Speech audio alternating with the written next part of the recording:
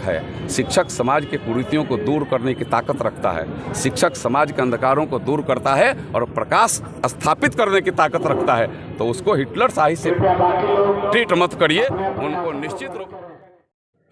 नमस्कार, मैं हूं अमित कुमार। आप देखना शुरू कर दिए हैं सारण अब तक। प्राथमिक शिक्षक संघ के पूर्व प्रमंडलीय प्रधान सचिव स्वर्गीय बलराम सिंह की 29वीं पुण्यतिथि समारोह पूर्वक मनाई गई।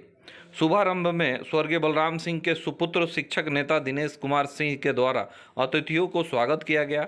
इसके पूर्व स्वर्गीय सिंह की प्रतिमा पर संयुक्त रूप से माल्यार्पण के बाद समारोह को संबोधित करते हुए मुख्य अतिथि स्थानीय सांसद जनार्दन सिंह सिग्रीवाल ने कहा कि शिक्षक नेता स्वर्गीय बलराम बाबू ने अपने कार्यकाल में समाज, शिक्षा और शिक्षकों के हित में जो काम किया उसे भुलाया नहीं जा सकता। वहीं नई शिक्षा नीति के बारे में सांसद क्या बोले, देखिए। वास्तव में हिटलर शाही है। आपने अपने आप में उस शब्द को आपने चुन दिया।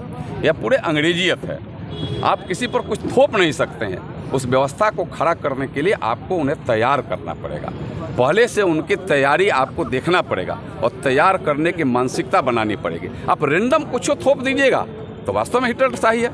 ये तो आदेश से यह है कि हम आदेश पाल को जैसे आदेश देते हैं, शिक्षक आदेश पाल नहीं हो सकता है। शिक्षक शिक्षा है। शिक्षक समाज के कुरीतियों को दूर करने की ताकत रखता है। शिक्षक समाज के अंधकारों को दूर करता है और प्रकाश स्थापित करने की ताकत रखता है। तो उसको हिटलर शाही से ट्रीट मत करिए,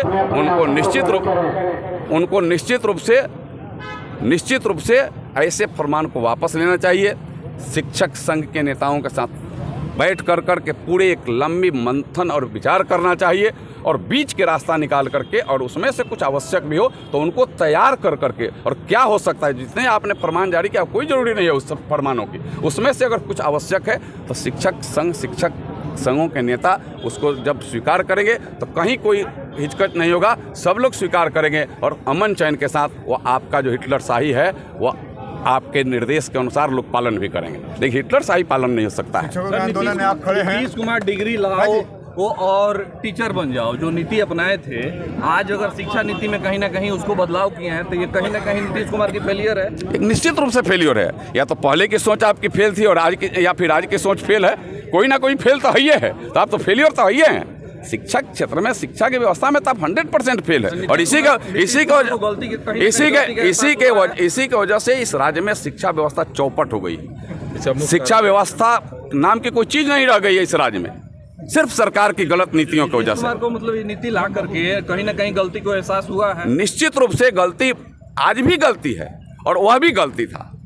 यह दोनों गलती मिलाकर के महा गलती, और मैंने एक समझिए कि एक हिटलर शाही के जैसा गलती है। इसका कारण लेने की ताकत है, सही निर्णय लेने की ताकत होगी। नहीं, दूसरे से गाइड रही सही निर्णय। शिक्षक होने की मानक को अनपढ़ लोग तय कर रहे हैं, इसमें क्या कहें? यही तो दुर्भाग्य है। यही तो सबसे बड़ा दुर्भाग्य है कि जो शिक्षक के मानक तय करता है वो स्वयं पढ़ा लिखा नहीं है।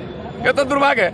उसे तो कम से कम पढ़ लिख कर पारंगत होना चाहिए। वह तो समाज को एक बार आकलन करे, समाज को एक बार देखे कि समाज में किस चीज़ की आवश्यकता है और समाज में कैसी शिक्षा की आवश्यकता है। अगर वो नहीं देखेगा तो ऐसा ही निर्णय करेगा जिससे पूरा का पूरा समाज उबलेगा, शिक्षक उबलेंगे और जो पठन पाठन और भी हो रहा है वह भी चौपट होगा।